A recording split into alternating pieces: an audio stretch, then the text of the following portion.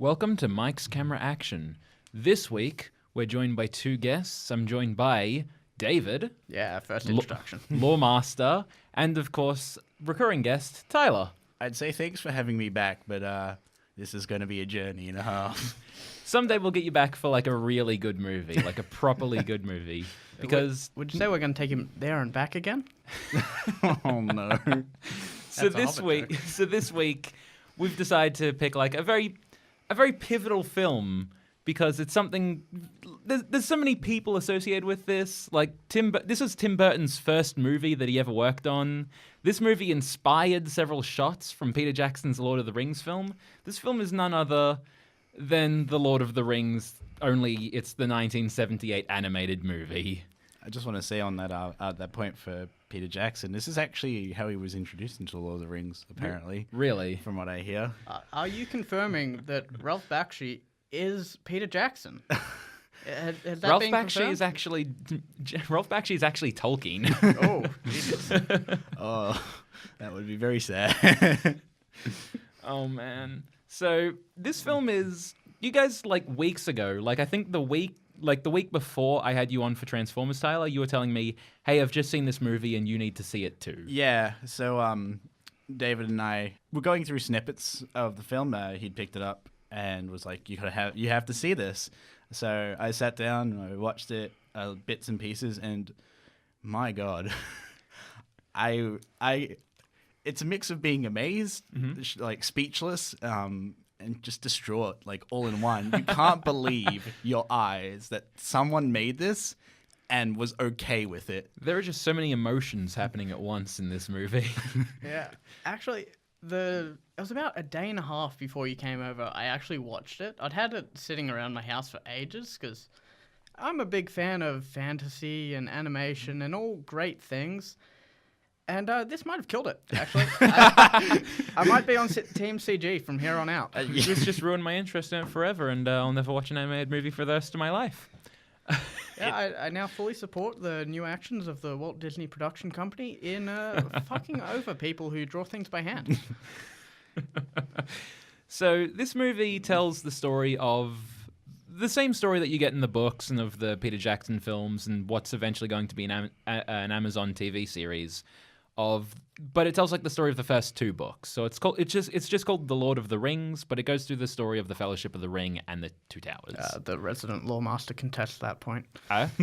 Please do. It goes through Aragorn and Co.'s story of the Two Towers. It does not go through Frodo's story of the Two Towers. Right. It touches almost none of it actually, which is a really weird design choice.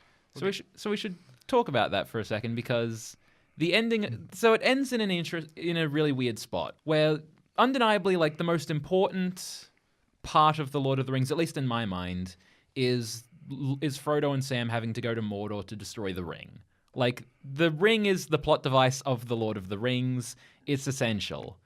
So it seems really strange to me that in a movie called The Lord of the Rings, where this is the primary plot device set up at the beginning of the movie, isn't anywhere near resolved by the end of it. Yeah, it does this really weird thing where it's almost exclusively Aragorn's movie. Yeah. After Frodo leaves, he goes to the mountains, which he does in the book, and then he never really leaves. He doesn't continue going west. He doesn't run into Faramir. He doesn't go to the besieged of Osgiliath or get anywhere near Mordor. And his storyline, despite the fact that he shows up for quite an amount of screen time, really advances all of none. Yeah, like Frodo and Sam run into Gollum and have their whole encounter. There's a few more scenes, but that plot thread is entirely not there. Like at one point, in like the second last scene they appear in, they have that moment where they're like, there's Mount Doom in the distance, and they point to like the background where there isn't a Mount Doom at all, which is so good. There are orange flashes in the sky, and it's not gone over in the books, the movies, or literally anything else, but Sam must have the eyesight of several thousand carats. What do your hobbit eyes see? Everything, Master Frodo. All of it, all through time. Yeah, and then the last time we see those three is Frodo says, "Oh, the ring, it's so heavy, Sam. It's just so heavy." And then Sam just kind of pats him on the back and says, "All right, well, On our quest then, lad. Let's move along. Yeah. And then they walk off into the distance and disappear. Yeah, I'd like to talk about Sam as being one of my favorite characters from literature, full stop. He's such an in-depth person and is so simple in his cares and needs for Frodo. And in this, they really say no. No? No, we do not want that. He's like, he's Frodo's gardener in the same way that my gardener is my gardener. I see them never. I don't suppose I've ever talked to them, and I may not actually have a gardener. It's just the, like, you know, they've gone on this adventure together. They're going to destroy the ring, and it's supposed to be something like you'd expect them to be super close. And in the scene you were just describing, Carl, like it's as if, you know, someone you've never met just starts crying in front of you and you have no idea what to do. He starts whistling, gets up, and he's like, we better go. So the quest then, lad. Let's go. It's, you know that thing you do when you want to leave and you slap both your legs? He does that. Yeah. Gets up, has a little whistle. On the point of that, I want to follow on to how the movie's actually made, which is a process called rotoscoping. Which is, in all essence, tracing a live-action shot. Yep. And I'm reasonably convinced the actors did not know what they're doing. Because their actions don't match at all. It's almost like they're doing kabuki with the level of hand movements and things, and they just don't really seem to be matching any but the basest emotions of what the character's portraying. I gotta say, Gandalf is one of the worst at this. Because it's kind of like no one told the young wizard Gandalf that it's rude to point. Yeah. So he points the finger at everyone at every opportunity. He's just like, you, Master Frodo, and you, Aragorn. And he's just like pointing at everybody and pointing the fingers at everyone at any time, anytime he speaks. I do want to offer a bit of contention on the rotoscoping. There is one scene which I reckon is really good, and it's where Boromir is talking to Frodo about giving him the ring, and just like, this is not a good movie, but that scene in it, if I had to pick a point where it's really good, it's just the actor for Boromir putting a lot of, you know, effort into it. He looks like it's good. Yep. It's really good. The movements are good. The voice acting's good there. And it sets it up as like I never knew about this kind of like his reasoning for taking the ring, but it sets it up really well, and it kind of makes Boromir a bit more of a, I won't say too much of a sympathetic character, but like you can see. I can see why. Yeah. I get Boromir's motivation. Boromir is a great character, and I want to talk. I don't like rotoscoping as a technique, but it definitely has its purposes. And what you're talking about is a real capture of facial emotion and animation that you just don't get from drawing it. Oh, yeah. Because it's really, really hard to try and figure out what facial expressions look like by drawing it. Yeah. That's actually, you actually brought up a really good point there, where rotoscoping is kind of, as far as like early animation goes, it's kind of the closest thing they had at the time to performance capture. Yeah. Like if you've got an actual actor that then you're just tracing over the top of and drawing, that's performance capture. Like that's what Andy Serkis did for Lord of the Rings, basically, as Gollum. And the other time I really would say it's absolutely worth doing as a technique is in combat, which should be a big thing in this, but they use it really badly. Oh dear. The scenes of combat in this film, which there's a fair few, are not what you'd expect. On that, I actually just read something. There were some action scenes taken from a movie about Alexander Nevsky from a film in 1938 that were used in this film in the action sequences. Yeah. Were they fighting the French? The orcs just French where they just all run away the moment battle breaks out?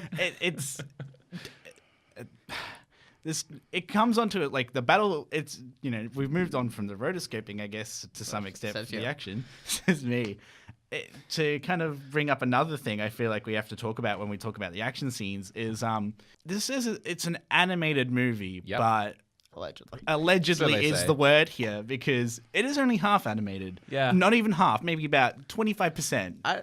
It deteriorates. Oh, like the prologue is not animated in the slightest. It's got a filter over the entire thing. Yeah. And then the first it's basically silhouettes. hour 20 minutes is about 90% actually animated. Yeah. And then the last 30 minutes is maybe 20%. Yeah. There's a great... The moment where it clicked and I knew what this movie was going to be was after they leave the Shire and you've got all the hobbits in the tavern. Yeah. And I immediately went, that's what this movie is? Because you've got... It's kind of like... The best way I could talk about would be to equate it to the SpongeBob movie, where you've got animated and live action crossed together, but it's like they didn't want to put live action and animated characters in the same room. So every human bar Aragorn in that scene just looks like a person. And Innkeeper, because he actually has speaking lines. But all those extras aren't drawn or animated in the slightest. They're just a live action like film cutout of a person that's then been shaded. Yeah, I'll give it to you. What they did do, which to me sounds like way too much work for how poorly this effect works, is it was filmed in black and white, and they manually colored each frame, which once again is a lot of work put into a really bad effect. Yeah, it just looks weird because you've got like these cartoonish animated hobbits in a room full of like weird shadow people. It's just terrifying. It turns up the uncanny valley up to 11. Like, not just in itself, like the hobbits, like there has been some effort to make them look like a distinct race, not just being small. Like their design is massive hideous heads, potato monsters. big eyes. Yeah, hideous. We should mention, if you have any ethical qualms with the mistreatment of little people, do not watch this movie. Yeah. This makes the Wizard of Oz look good. In all honesty, this is mean. And then you've got the humans, which are a great. If you're not a main character in this film, which is like, the usual cast, like Sauron, The Fellowship of Saruman, the Ring, Saruman. the Fellowship, the King of Rohan, Theoden. Sorry, it's been a while. We watched it yesterday. Yeah, it's been a while. You can only take in so much when you see Full 24 hours. So like the Fellowship, the main kind of characters, I guess, are all animated. Everyone else, including the orcs, are all people. Yeah. Human beings, and it's jarring to some extent, and then it transitions like. There's as I was saying earlier about the hobbits, like disgusting potato monsters. Then comes the humans, which absolutely like the animated humans with no animation behind me. I kind of look like they belong in Scooby Doo with the design. Yeah, and then the elves. Then you have the elves. If you have any qualms with the ethical treatment of Asian peoples, maybe also don't watch this movie. And then Gimli, the only one of two dwarves, who always holds his axe and looks like a tomato. When Gimli says in like that first Fellowship meeting, "You have my axe," he means you can borrow him with the axe. If you touch that axe, he'll cut you, bitch. And he will. He won't put that shit down. He always has the axe. He will never let it leaves go. his left hand. Nope. Except for that one time where he kind of holds it under his arm like an assault rifle. It's just it feels like the movie was there. I think in the credits scene there were 5 different animators, and there's a bunch of different you have animators, sub-animators. Animators, and then animation supervisors. But it feels like still have a few people. Those 5 different people worked on each individual race. There's like they drew up a storyboard, gave it to each person in the animation team and said, all right, you animate Legolas, you animate Gandalf, you do Aragorn, and you do the hobbits. Like, I guess, like, to kind of draw it, it's, like, consistency, the only thing I can think of is, like, the new Teen Titans Go. I don't know if that's, I assume it's animated. Like, everyone looks the same. Everyone has that art style. But then you come to this movie, and everyone's just so different, and it's weird. Yeah. It's so There's definitely weird. like a different approach to them. Like, especially when you see the hobbits and Aragorn in the Prancing Pony. And it's just like you have these hobbits that look like the Link CDI characters. Like just colors. And then you have Aragorn, who's like a bit more muted, and also you can see all the lines in his face. And also he doesn't have ginormous eyes with all the whites on him. No. It should also be mentioned, just for reference, if you're trying to visualize this in your mind, Aragorn is not wearing pants. No. None of the humans None do. of the humans wear pants. No. They're always wearing like mini skirt, like tunics and mini skirts. Like, And Boromir gets an upskirt shot, and you might think I'm like saying you kind of see some thigh. No. It is like camera under the balls. It was a weird choice. Stuns an orc with that move. Impressive. Maybe it's like the Hobbit cam. And you're like, this is their world. This is what they see when the humans walk around without pants. Frodo's toe cam. if I was like, you can actually, and you can to some extent visualize the characters. like, you know, if you're thinking of Aragon, it's kind of like an animated Leonard Nimoy. Yeah, a little bit. Boromir is like Boromir the Barbarian. The thing. barbarian. He has a horned thick helmet. beard with a horned like Viking style helmet. Not actual Vikings, but you know. Gimli looks like your average like middle-aged man who with balding and a big beard. Yeah, and Ginormous. it's also worth mentioning. Gimli's absolutely on the side of the humans in terms of height. He towers over the hobbits. He's like 2 inches shorter than Legolas. You would if it wasn't for the beard and the axe in his hand at all times, you wouldn't know he's a dwarf. You'd think he was just a rather height challenged human. Yeah, as much as we like to make fun of his axe, if he didn't have the axe, if he didn't hate elves, how would we know it's a dwarf? Hell, we don't even know if it's Gimli because it takes forever to introduce him. What was it, 50 minutes or something? No, 50 minutes was for Merry and Pippin. Merry and Pippin, yeah, and Gimli's are introduced around the same time, like they say his name. Merry and Pippin are in this movie from, I'd say it meanders a bit at 15. the start. Yeah, 15 minutes. So 15 to 50, they haven't been introduced whatsoever. No. And the only way we get, I think the moment, there's no way to differentiate between the two. It's just they look identical but have different hair colors. Yeah. But their hair colors seem to change. The only time I could ever pick out one of them was when Gandalf tells Pippin not to throw stuff down the hole in Moria. And at that time I'm looking at a blonde Pippin. Scenes later, I'm like, hang on, which one was which? Because one of them has red hair and the other is brunette. And they look like Frodo as well, to some Yeah, extent. a little bit. Samwise, sometimes when I was confusing Frodo with one of them. Sam is easy to pick out. Because he he's looks got ugly as hell. Yeah, because but he's got it's a good. really round face and has a few missing teeth. Yeah, but at least he's distinct from Yeah. everything else. You can tell the difference between him and Frodo easily. I mean, Gandalf and Aruman.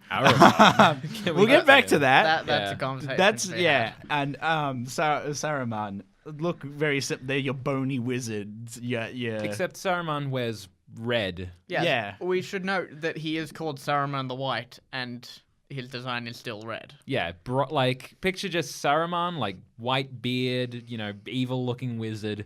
Except instead of those long white robes you know him for in the Peter Jackson films, or probably imagined in from being called the White, he wears just bright red. Oh man. How else would you know that he's the bad guy if he didn't have those angular, angry eyes at all times and wore red?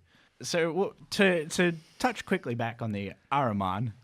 So halfway through the movie, the writers and I believe the director as well. I thought it came down to producers. I Maybe think it was producers. then, I think there it was you the go. producers dropped the ball on. Thought that Saruman and Sauron are too similar, which you can say. I can get that. Yeah, There's you a can lot understand. of the same letters in there. So they took it on themselves to rectify that issue by calling Saruman Aruman. But rather than do this the whole film, they do it interchangeably. So you get scenes where they call him Saruman and then Aruman, and then at the end of the film they call him Saruman again. Yeah, it's like midway, beginning Saruman, midway through Aruman, and then at the end back to I thought you were Saruman for a moment there. And the beautiful They thing didn't correct is, it. it's not like they told some actors, or some actors had the script said Saruman, some that said Saruman. Gandalf It's the switches. same. Yeah, Yeah. it's the same people. So at some point during recording those lines, they'd changed it over and didn't change it back on the rest of them. They didn't correct it. They just stuck it through. They're like, it works. Yeah, it is worth talking about. This movie is absolutely zero consistency internally. Yeah. The art styles change basically whenever it sees fit. Even for the same type of scenes, like you might imagine a prologue and a flashback, for instance, Yeah. would be a similar art style. Have some consistency. Say, hey, this is what's going on. Nope, Not at all. Not at all.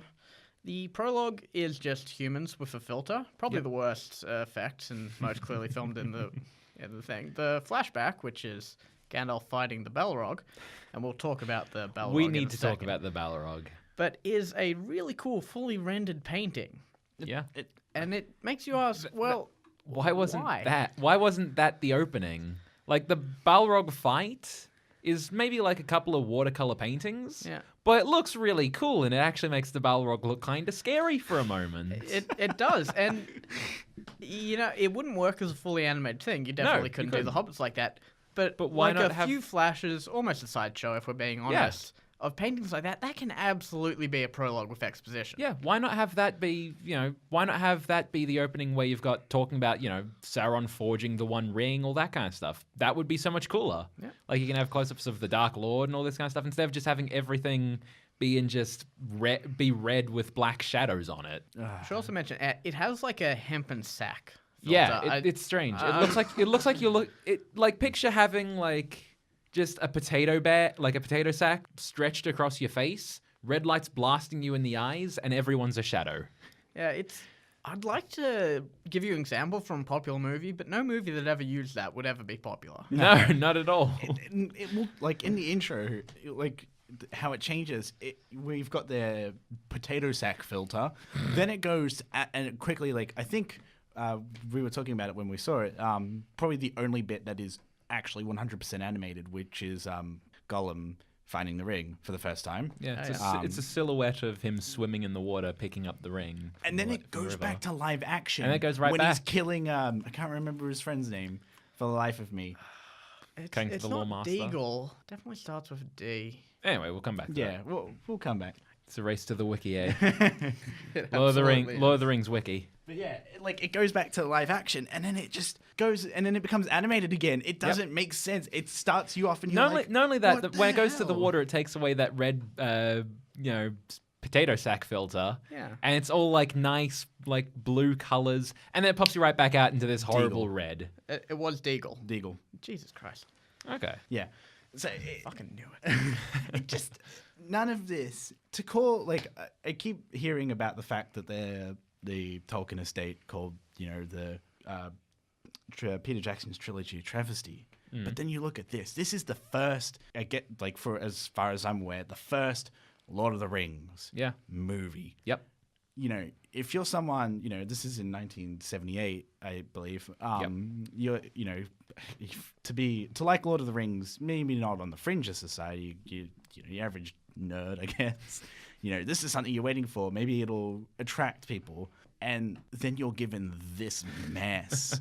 And I'd hesitate to call it The Room because The Room is something special in itself, but it feels like it has that kind of development where no one knew what was going on. As the movie goes on, it starts to get phoned in. Like there's camera shake, there's stuff that shouldn't be left in. It is, and it's just There's kind of like the feeling of some scenes where it feels as though in some scenes they ran out of money at times. Yeah. Like, it shows that like the budget's been used. And then there's some stuff that just makes you question why that wasn't redone, re-recorded, that kind of stuff, or why they decided to go in this particular direction instead of another. I think we don't want to be throwing around big words like budget in relation to this movie. Yeah, because their budget was not so big, was it? It No. might have been. Animation's expensive. I can. It really is. Yeah. I can. I believe earlier we talked about how the movie ends, in which it says that evil was Helm's Deep happens. If you'd like, I can read out. I wrote down here the exact go line ahead. for the ending. Okay, so I'm the ending absolutely is sure we talked about that before we started recording. Yeah. Yeah, So, there you so go. the ending of this film is the Battle of Helm's Deep that occurs in the second book and movie. And so we finally have Gandalf arrive and drive the orcs back. They all throw down their spears and shields, and this comes over the voiceover. The forces of darkness were driven forever from the face of Middle-earth by the valiant friends of Frodo. As their gallant battle ended, so too ends the first great tale of the Lord of the Rings. So what that tells me is it's the equivalent of if I ended this podcast right now and said, and so the audience knew everything there was to know about movies ever, and maybe they eventually came back and had another show, but really you guys know everything and we don't need to do this anymore. Like, they just said, hey, they won the Battle of Helm's Deep. Evil was over. They finished. Yeah, no more evil. Evil packed it up, called it a day. That was that. They won a siege. They didn't defeat the Dark Lord. They didn't destroy the One Ring. They drove back some orcs from a fort. And they just said, yeah, that's the end. Merry and Pippin get a tree beard. They clap at him for like 2 seconds, and that storyline is just shoved into the. Merry and We'll Pippin, come back last to we that saw in a them, second. they met Treebeard, and then it was over. We didn't see them again because we dove into the Battle of Helm's Deep, and it ended there, just suddenly. It was a great choice of words you actually used for they put their weapons down. Gandalf actually threw his sword in the air. tosses it up like it's... Like in the Like he's middle graduating. of an entire troop of cavalry. Just the worst possible thing you could do. Somebody lost an eye or a head. Oh. Somebody's losing an arm or an ear. I can explain to some extent why it ends like that. It apparently, Ralph actually was told that there was going to be a sequel. Yep. And eventually, considering what this movie is, there was no sequel. Yep. So, but to end it like that in a lead up to a sequel just baffles me. It blows my mind that they decide, like, that exact use of words to have it go, darkness was eliminated forever, when it clearly wasn't. There was so much left unanswered. But then to also have, following on from that, and that's just the first tale in The Lord of the Rings, which even then, it's not the first tale in The Lord of the Rings. The Hobbit is the first tale in The Lord of the Rings. And then this is still the same... well, okay. I mean, like... You get what I mean. know what you mean. In the Saga of the but- Ring, you're right. The Hobbit is the first. in the real. story of the Ring. Yeah, but to then say it's the end of the first tale, it's not though, is it? Because we still have so much more to go. We still have the tale of destroying the ring. This, like the Lord of the Rings is just one big tale with, a couple of different perspectives. I should also mention, since we're kind of at the point, they changed Saruman to Ahriman because of confusion with Sauron. Sauron never shows up. No, Sauron never appears He's in a any prequel- version. He's in the so he's in the prologue at the beginning, but at the same time, it's just a shadow person. I think maybe he's mentioned at the Council of Elrond, but that's it. They never talk about him. Well, considering how the Nazgul look, I think actually on the Nazgul, I'll talk if in you a have sec. any ethical qualms with disabled people. I like Sauron would have just been I think I would have wept at the sight of him. So the Nazgul are another one of those victims of animation and shading. The ring race are incredible. Like It's the so. only word. To give you, try and visualize it, I guess. Think of a zombie that is, shambling about, and it's entirely like black, like the color of it is black, with red eyes, and it wears the brown hood. So that's how we're introduced to the Nazgul, and then the scene where they're on top of the mountain, the hill, Weathertop. That's the one. They change and they come, Yep. and they are now live animated, like they are live action. They don't even move the same at that point. I was wondering if they were still the same ring race. No, they don't limp. They don't shamble. They come out. They're like completely different. Walk out with their sticks. Smacked out with the green screen because they look terrible. Like, Oh yeah, parts of them just disappear. oh yeah, it's so weird. For the rest of the movie, they're like this, so I guess there's some consistency there. But to change it, it's. I'm gonna have to butt in with you giving the movie credit there. There is no consistency. They turn back to animated for the scene where they're riding a wyvern. Oh yeah. Yeah. Oh no, they do. Yeah, they do. I can't.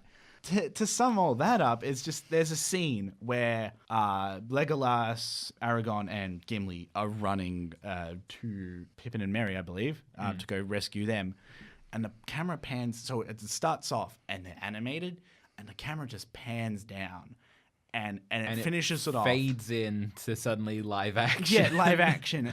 It's just that sums up this movie. Like. Yeah, but it really does, Mid-scene. not just because that happens, because it's not budget or anything. That's like presented as an oh my god shot. That's Yeah. like, you're supposed to look at it and say, wow, they just did that. Can you fucking believe it? Can you believe they were so fucking lazy that they just stopped animating? They just stopped drawing it. If like laziness comes in because it's so weird. You'd think, for me, one of the biggest things of Lord of the Rings is Battle of Helm's Deep. I love it. It's probably one of my favorite fantasy sieges. Skateboarding Legolas. It's awesome. Just everything about it. You'd think they'd spend more time on it in this film, to some extent. What they actually spend time on in this film is they meander at the start, talking about what they're going to do with the ring with Gandalf, which is fine. I mean, you've got to set it up, but I think it's like 10 minutes, maybe a bit much, but like a good 5-6 minutes on that alone.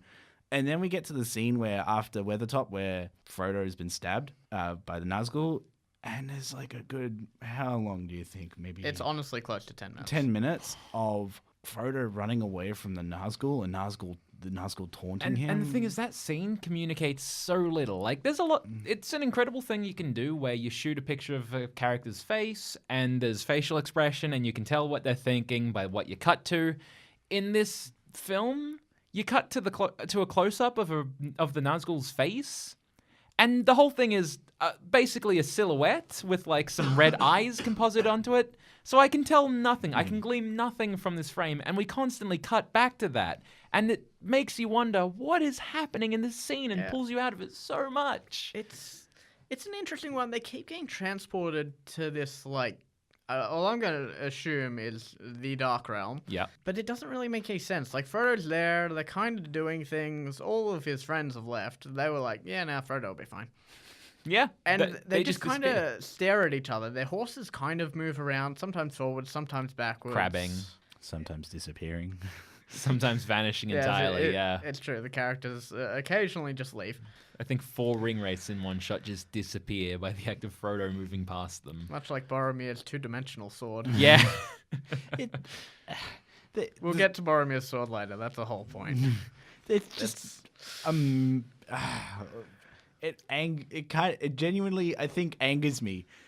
Everything in this film, like, effort was put into this, money was put into this. They want, like, something was going to be made, and hopefully it was going to be good.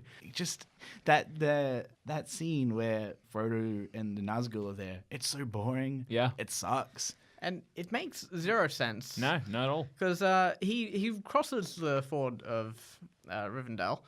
They never explain that. They never explain he's trying to get to a river. And then the water horses show up, and no one ever explains why or questions it. It's just, yeah, that kind of happened. In the context of the film, it just looks like something Gandalf did, because Frodo passes out immediately after, and then when he wakes up, Gandalf is sitting over his bed. Yeah. He's just like, okay, I guess that's what happened. At That's how least they're they don't have explaining a this. laughing scene. The movie treads this really weird line of parts of it being made presumably only for people who really, really already know what's going on, and in other parts explaining the simplest things and taking up a lot of time doing it. Yeah. Like, there's a point where Aragorn gives you about the last 2 lines of the Beren and Luthien story, and for no apparent reason.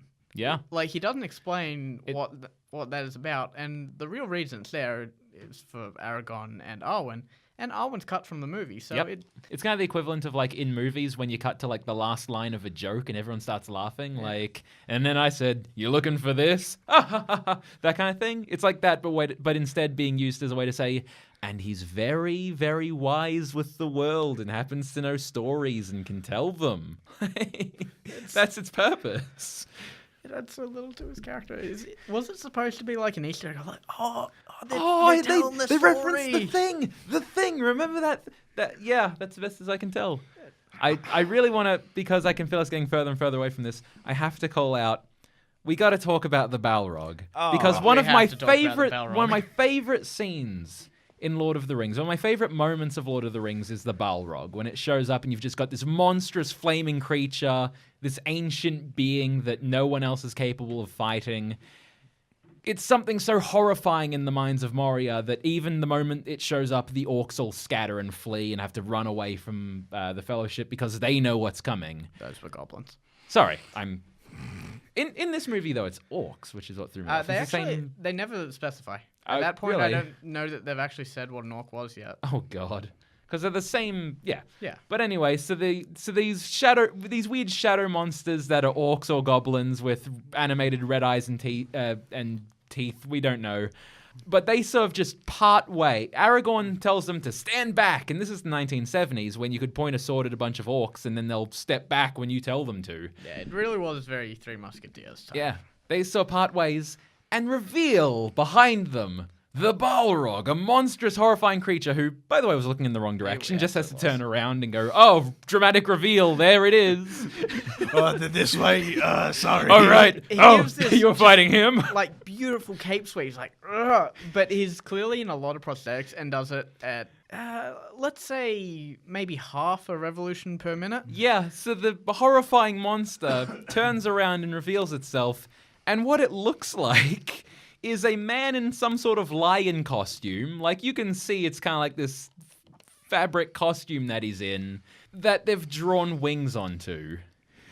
and then he flies. And he's like a little bit taller than the other orcs. It's not exactly like wings of fire going from one side of the room to the other like it's described in the book. It's just a guy. Yeah. It's actually a cosplaying orc goblin, whatever they were supposed to be. A little bit, just sort of holding like his little cardboard flaming animated sword. He flies at them, and it's so obvious he's on string, like wire, and it's Maybe. it could have He just kinda been green like- screen for all Just, I know. yeah, just I tilt the camera honestly- down. It makes it look like he's flying. I assumed they'd like cut that out and pasted it in successive frames. It Yeah, really that's it what I feels feel like like. that, and he just kind of like harmlessly glides over them while Gandalf is just kind of not even yelling, just "You cannot pass." You cannot pass. Dark creature, stand back. All parcels are not admitted to Balrogs. It's just Meanwhile, Which like the they entire never time say he's on it's a screen. Balrog. No, not at all. And the entire time he's on screen, you're getting this whipping sound that I feel like should be accompanied by a quick "How's that ass feel?" from like Sonny. Where my elves at?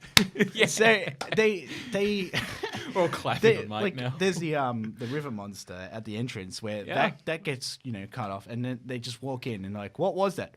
I don't know. Oh, I don't know. And they I just remember keep why that going was in on the by book. their Just keep adventure. going. I don't know. They find a book of lore later, and they read it verbatim. It says something about a watcher at the wall, and then they move on. Yeah, there it is. That's your lore. That's your big lore dump. Hope you. How dare you have questions about the content of this The film cave rather than the things troll. that happened before? How can Ravenous Tolkien fans just moister than an oyster. how can we forget the cave troll as well? Which is like, You see a hand and a foot come through the hate- door. I Frodo hate- stabs its toe and he's gone. I hate to reference the Peter Jackson movies here, but I'm going to quickly. It's gigantic. Like Yeah. I know that's CG, but it's huge. It looks impressive. And it takes up some serious screen time. Yeah. Then you get this one, which is just a dude in like a Wookiee suit. Like it's just a But you don't hairy even see man. the whole thing. It's Yeah. just like a little bit of it pokes through and like a hand and a foot comes through and goes, I'll get you. And then Frodo stabs him in the toe and he backs off and Yeah. then he's gone. But you do see it later, because he's in the group of orcs. Oh, is he? Yeah. I didn't see him. He is equal height to the orcs. Yeah, he's with the when the Balrog comes up. It's just the meaning of He's just bad there. dudes, and they all suck. Yeah. and it's so underwhelming. But while we're in Mora, we have to talk about the great orc champion. Oh, gosh. Please do. It is not the cave troll who gets stabbed in the foot by Frodo and leaves, who gives Frodo the good spearing. Which, by the way, no one acknowledges at the time. They talk about it a while later. Yep. But so this orc comes in. He's got a spear and a shield. He runs up to Boromir, absolutely flattens him, Just at like- about 2 frames a second. Yeah, slow-mo plows him with a shield. Then, next, he goes up to Aragorn, ducks under the sword, trips him with the spear, then throws it at Frodo, fucking nails him. Right in the chest, like heart shot dead on. Oh, yeah, and once again, no one cares. And he turns around and starts beating up Aragorn with his fists. Yeah. It Like, that guy... may or may not have been Sauron. All in the one...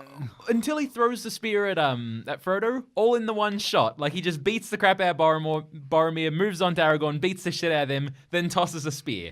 It's all... like, it's incredible, then you this one dude. compare- It's the animated equivalent of, like, the stairwell scene in Atomic Blonde. It's Oh, like yeah. just this long fight scene protracted It's John of just Wick. beating the shit. John It's like a bloody shot from Wick. John Wick. And you compare that to the rest of the orcs, which as soon as like one dude in a horse charges at them, they're on there like, nah, They're get out out of here, Quite guys. a few people, orcs drop without being hit. Yeah, Oh. we're in a perfect formation, lads. We've just kicked the shit out of one guy on a horse. We've got our spears planted. Oh, they're all charging us. Well, fuck that. Like, I do want to talk about, though, it has the fight scenes of a very early action movie. You know, Yeah. they kind of slap each other with the swords. There's a Yeah. few people who get, oh no, he got me under the arm. Oh, I've been meekly slashed. I die. So I'm going to pitch this to you, Carl, as Yep. somebody who has a basic understanding of how drawing things works. Of course.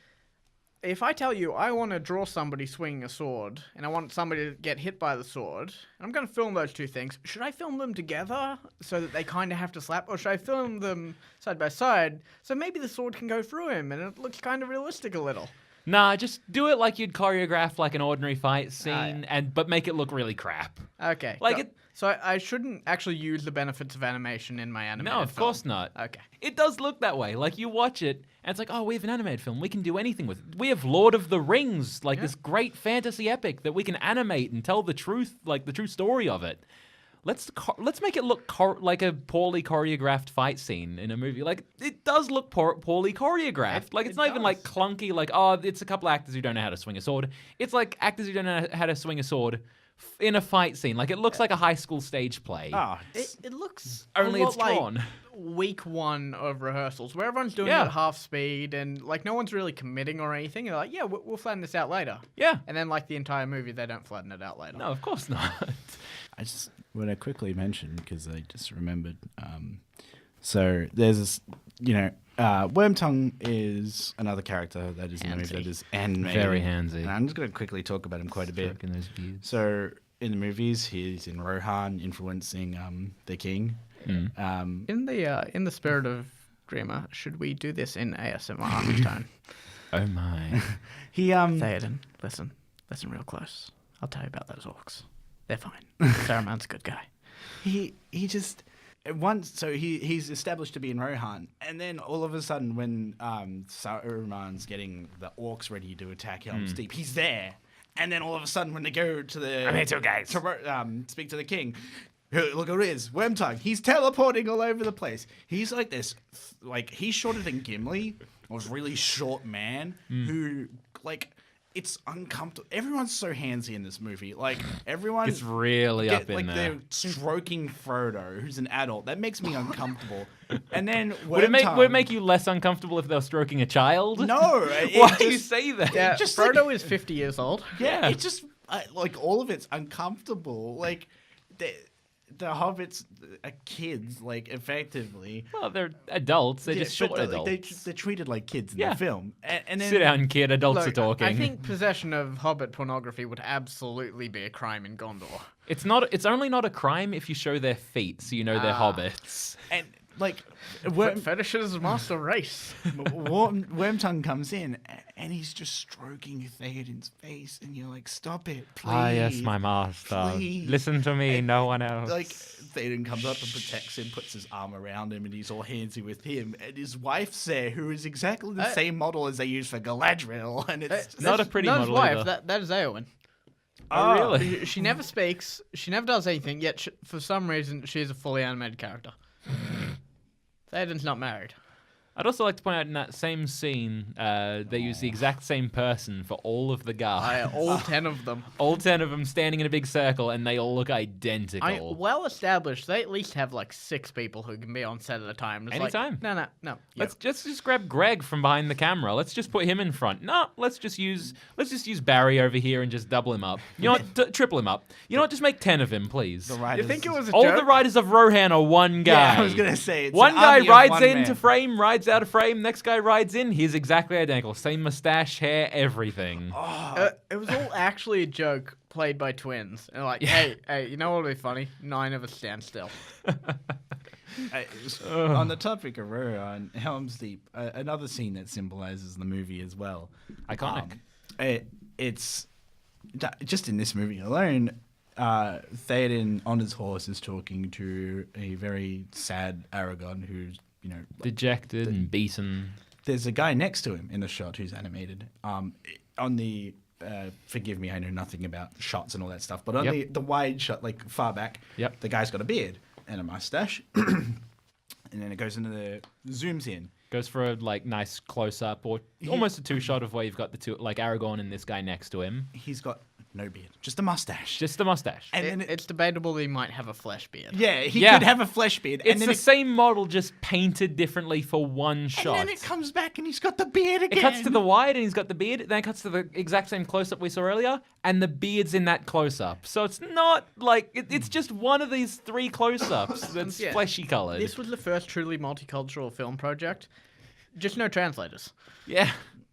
Nobody knew what anybody else was doing at any point in this production. It's just, like, I really feel like it's obvious that certain parts of the film were made in different... It wasn't filmed released in a chronological order as No, the film you happens. never do. That's how Which movies makes are sense. made. But they threw consistency to the wind. God, screw that. Who needs Like, consistency? and it's Continuity, what's that? in 2 seconds. This dude has a beard, this dude doesn't. Another in this film just sets it up as what it is. And it's Speaking of beautiful consistency and telling them deep, they actually can't decide what filter they're using. No, Because there's depending on which side of the wall you're on, it's changing color. It's a very, very saturated. Yeah. It's either red or blue, and the entire shot is like red. Yeah. And then it cuts, and it's like the entire shot. The sky is like solid blue. Everything's tinged blue. It's like, what? Are they in the same place?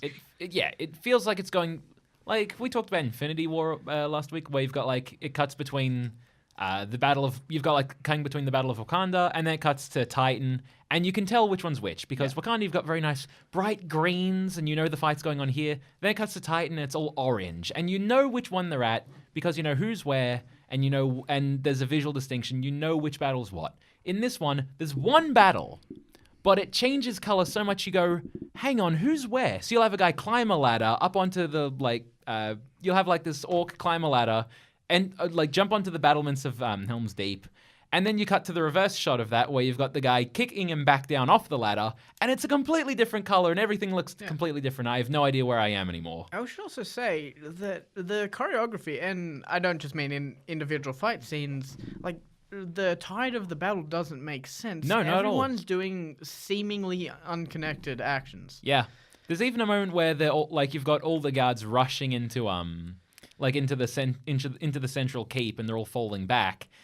And then one of them turns around and stabs an orc who just happened to be running alongside all of the other guys with him. Yeah.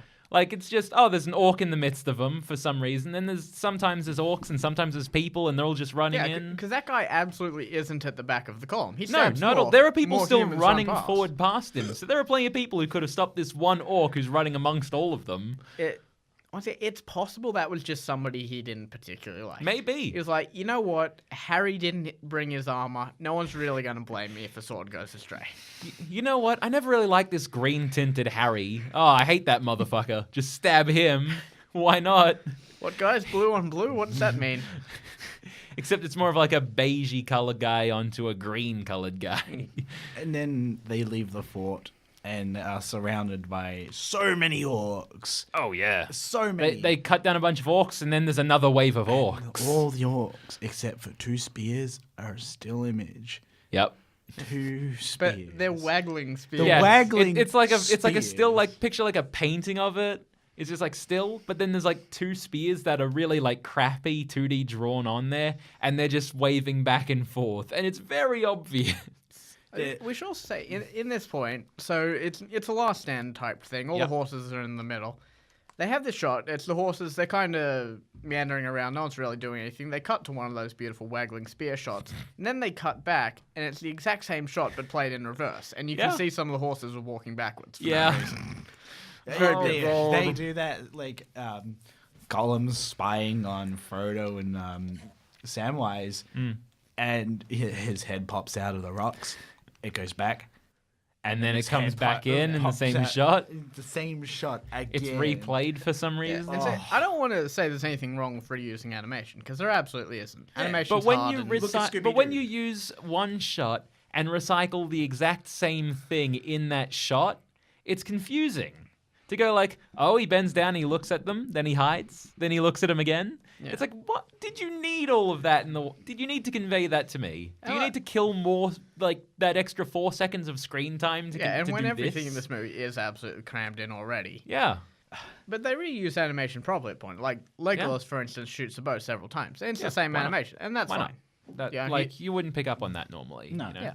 Like, it's fine. And it's at least, considering this film's budget, very hardcore. Could be a lot. I don't actually have a number here. I don't think it said it on IMDb. Yeah, I don't know how much animation is expensive. So I never, and don't get me wrong, like this has been a fun movie to talk about, absolutely. So I don't want to make anyone feel like we're just shitting on it, because it was still fun to watch. Best way you can watch this movie. Best way you can watch a movie like this, and it's the same thing I was saying for Transformers. Get a couple of friends around and watch it, because it's fun. It's fun to watch and it's fun to riff on. You know the story of Lord of the Rings. if you want to absorb that tale and get a great story like of this epic fantasy quest, go watch Lord of the Rings. Go watch the Peter Jackson movies and enjoy your 9 hours of a fantasy epic. If you want like 2 hours and 10 minutes of just like, this will be pretty funny, watch this. Get a couple of what? What are these friend things you speak about? A couple of acquaintances. Get your own Fellowship of the Ring, as it is. Yeah, mine don't answer my calls. It's just like your friends will be an absolute hoot when Legolas comes on the screen. For the first God! time. The moment I saw Legolas pop up, holy crap! He's just sitting there like, he's got the dumbest look on his face. It's like he's got a massive overbite. It's just terrible. He looks a bit ill. He looks a little not okay. He's not looking good. And then the next elf you see, like with major detail put into it, is Elrond, who doesn't even have Elrond, who I wouldn't know was an elf if I hadn't already seen this tale before. If I hadn't watched the Lord of the Rings. And Elrond, who is the ultimate flexer. They're all around the table at the Council of Elrond. He's sitting on a chair on the table. Yeah, he's nice and elevated, 6 feet above everyone else, just being like, yes, I am so much better than all of you, being an immortal elf of... It's also really fantastic that the table they are sitting at for the council is cut in a really, really weird way, and that's because the characters keep stepping through it. Yep. And so it's cut exactly so they don't clip through it the entire time. It's very beautiful. It's just there so that the actors can stand up because there wasn't a table when they were filming the scene. Boromir and Aragorn yelling at each other. Yeah. Yeah, there's like these two huge inserts right where they are. Yeah. Because they keep stepping through the table. It's fantastic. Boromir. Couldn't just have the animators like, tweak it a little bit so like they push their chair back and stand up. But nah. They gotta stand right up and get right up into the table. That would require effort. I'm coloring this film. Nope, I'm just gonna shade else. around here so it looks like the table's had a big cut in it. I clock off at 5. My wife is going to domestically abuse me. I'm done. All right. I do have to say though, it is interesting the way they've sort of interpreted the other races of Middle Earth. Yeah. With just the shot of like the wide shot of Rivendell of this. Basically, it's a painting the way they do landscapes. But it's very much like Japanese inspired, so it tells you like, okay, which I never really got that feeling of I've always interpreted elves as being more like almost Welsh inspired. Yeah. So it's interesting to me to see like, is that something Tolkien does in the book of? I wouldn't say. Because I always thought Tolkien would take more of like almost Celtic approach to. Elves honestly culturally present as nature. Honestly, Yeah. they are a lot of trees, a lot of. Honestly, their architecture really is nature itself. I will say it's interesting to take on that interpretation, but we don't also see any more of that. Like, we don't really get, like... We do not. Dwarven architecture in this film is just kind of cave wall. Yeah. And the Hobbit architecture is exactly what you expect of Shire. Which is, it's what you picture the Shire to be, actually. It's actually pretty good about it. The elves are probably better represented with Galadriel's scenes where they're in a forest. Yeah. Like, it's probably better represented like that. Mind you, from the books, Lothlorien is this amazing place, true haven of good and light in the world. And there's like, it's the last final stop, like their last reprieve before they all go on their terrible, horrible journey, especially Frodo. Oh, yeah. Like, Aragorn and that get to sit at Edoras and Gondor for a little. Yeah, they get to chill out and have a glorious battle. But yeah, so it's this beautiful thing. There's no establishing shots. They literally mention going to see Lothlorien and cut to it. They're there. Yeah, I think it was either it may have been Carl who said when we were watching it, you could have literally put in like Always Sunny in Philadelphia, like the gang goes to Lothlorien. They just kind of there's kind of like, all right, we must go to this location. We have to go there. And then they're in the room. It's fast just travel. Like, you could have been like, what the fuck? How did you guys get in here? Yeah, it's like fast travel. They just kind of like go, all right, we need to be there. We're here.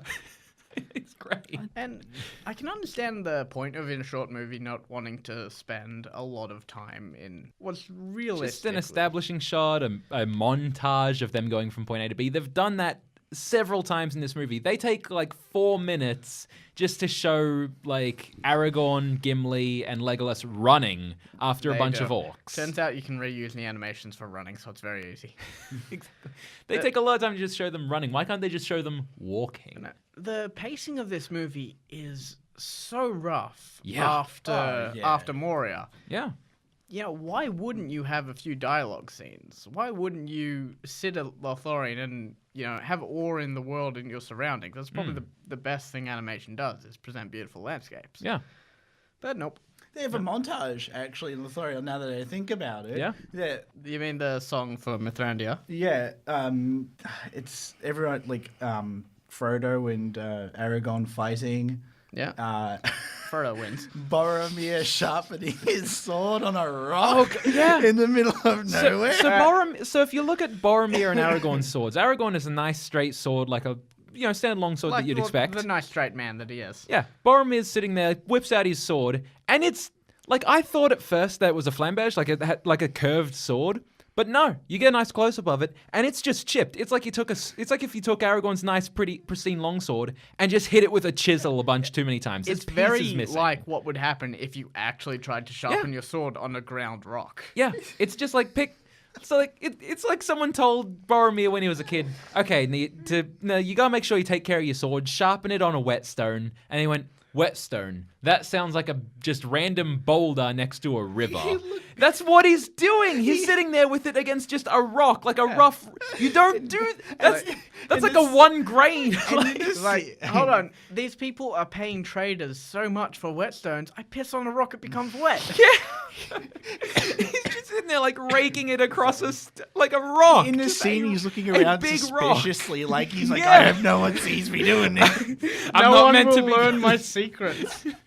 Oh my god! I'm saving so much in sharpening fees.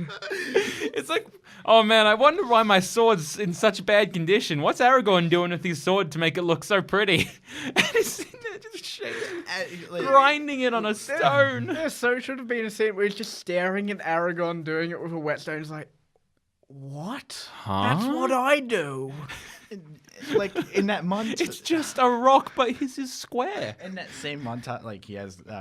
They do sparring practice, like everyone's getting ready for the journey. Buddy Samwise picking up flowers.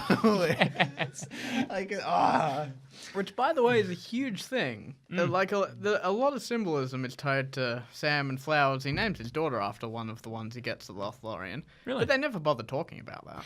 No. I think it might have been Primrose. Like, it's a real sounds right. name. It's definitely a real name that exists. And can I talk about Boromir in that scene where he's defending Merry and Pippin? Holy crap, can the guy take an arrow? Oh, yeah. He takes 3 to the heart and like that one is a kill shot. Like when you get a punctured heart, you're down for the count. He takes 3, still keeps fighting strong as if he's taken no hits. Takes a couple more to the other side. Oh, he's still going strong. Few more to the chest, 1 to the liver. Still going. Then an orc shoots him in like the right shoulder. That's where he was hiding it. That's where his heart is. He goes down like a sack of bricks. Except he doesn't, because he still does the horn, and he still has a whole conversation with Aragorn. Yeah, lungs punctured. Yeah, And- it shows passage of time. It fades from one shot to another, fades to another shot, and we come back to him. All the orcs are gone, and Aragorn's sitting over him, and he's like, "My king," and he's still alive. The guy should be dead. The guy is old.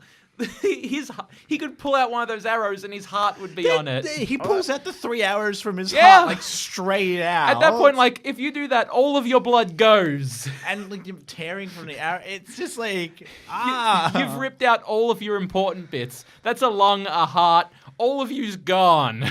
Boromir's Battlemaster has a lot to answer for. Yeah. But the great thing is that they really include everyone in Boromir's death scene, because Legolas and Gimli just kind of standing there. They're looking at Aragorn and Boromir having this great heartfelt thing, and sometimes it even cuts to them or shows them in the background. They're just kind of like, yeah, whatever. He's not my king. You need some water, man. You're looking a bit hurt. Hey man, should I call somebody? Looking a bit thirsty. It's just, oh man, this movie is a gem. Like It's something else. on this sheer just Yeah, I like this movie. This is a fun, It was- enjoyable I movie. enjoyed it. That's the Ah. important thing is I had fun watching this. It wasn't painful. It was just something else would be the only way I can describe when you this. delve into it, you start to see like it starts to like, oh god, like people did this. Like Tim Burton worked on it. Like I guess And it this wasn't is credited, but this was his first movie. his first Yeah. movie. Like If I ever meet Tim Burton, I will absolutely get him to sign my copy. Tim Burton, I'm a big fan of the Lord of the Rings animated movie. Will you please sign Like, my DVD? there- It'll be a lot like if you've ever seen that image of Jack Nicholson being given a Heath Ledger Joker poster. Yeah. It will be that. there are like there's actual so much work. Like I believe John Hurt Yep. is John Hurt is Aragorn. John Hurt is Aragorn. Aragorn. Like there's some star power in names it. in it. There's star power.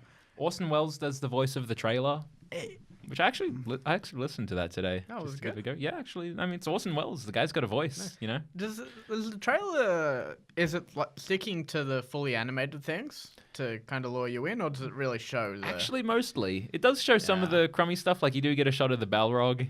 Oh, So that's what'll sell people. that's how you're gonna sell people. It's like, oh, look at this lion with butterfly wings. wasn't this the last thing Orson Welles did before he died? No, that was Oh. Transformers. Ah, yes, Yeah. that's it. Yeah. I can't speak like just pray. It's like The Room. You watch it to see a train wreck. There is some good, like I said, there is, and we have talked about, there is some good stuff in there. Like we were talking about, Treebeard is actually animated really well and looks amazing. looks really nice. Only thing that they probably couldn't rotoscope, isn't it? I'm looking at Yeah, they didn't have any tree monsters on hand. Yeah. And so they're like, holy shit, we have to animate things. And I can only assume they did that so close to last, because there's no way you could look at that and say, well, this looks shit, let's go back to doing the rest of the movie the way we have. 'Cause it looks good. It looks really cool. Like the animation's a little it's a little funky, but it looks kind of like Yeah. a Disney thing. Like you know, he's got a weird waddle going on, but he's not a Yeah, person. he's a bit stumpy, Yeah. but So it was a nominee for a Golden Globe. Oof. just giving those away, huh? It was nominated for the Saturn Award for Best Fantasy Film. Okay, that makes sense. And- Saturn Awards are... Yeah. And Yeah. Ralph Bakshi actually won an award for the Golden Griffin.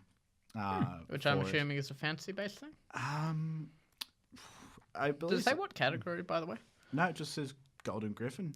I'll find out what that is because I really hope it is. Like this, I believe it's 62% or 6.2 or something on IMDb. Yeah. Like it's not. Which is fair. It's not that bad. It's got a lot of like production holes, and it does a lot of things that you'd say, okay, well, nobody who made a film in the last 10 years would do this, no matter how badly No. they understood film. But it's not that bad. It's a reasonable attempt at, putting, I'm gonna say like 600 pages of book into Yeah. a little over 1.5 hours.